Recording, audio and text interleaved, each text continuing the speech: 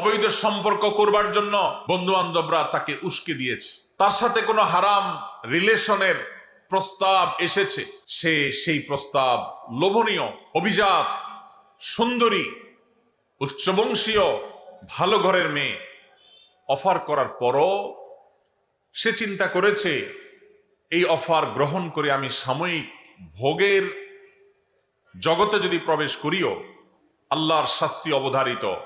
গোটা পৃথিবী মিথ্যা হতে পারে, সবাই মিথ্যা হতে পারে, আল্লাহর ওয়াদা, আল্লাহ নবী সাল্লাল্লাহু আলাইহি সাল্লামের ওয়াদা কখনো মিথ্যা হতে, আমার জীবন যে দুনিয়াতেই ধ্বংস হবে, আখিরাত তো বহুত পরে, এই হারামের সাথে যদি সংশ্লেষ হয়, সম্পর্ক হয়, আল্লাহ রাব্বুল আলামিন গোটা জীবনকে জাহান্নামে পরিণত করে দিবেন। হারামের যে আযাব, এই হারামের আযাব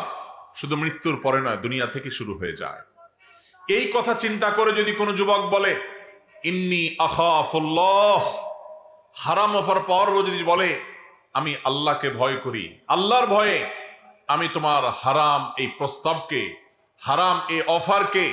আমি গ্রহণ করতে পারলাম না, সে যদি নিজেকে বাঁচিয়ে রাখতে পারে, নবীজি সাল্লাল্লাহু আলাইহি সাল্লাম বলেছেন ওই যে কিয়ামতের ভয়াবহতম দিনে আল্লাহর আরশের নিচে ভিআইপি প্যান্ডেলে যে মানুষগুলো ছায়া পাবে, আশ্রয় পাবে, যাদেরকে কোনো কষ্ট স্পর্শ করবে না, তাদের মধ্য থেকে এই যুবক, যেই যুবক হারাম এবং অবৈধ সম্পর্ক করার সুযোগ পেয়েও সেখান থেকে সে নিজেকে বাঁচিয়ে রেখেছে। আল্লাহ তাআলা আমাদের যুবক ভাইদের চরিত্রগুলোকে হেফাজত রাখার তৌফিক দান করুন।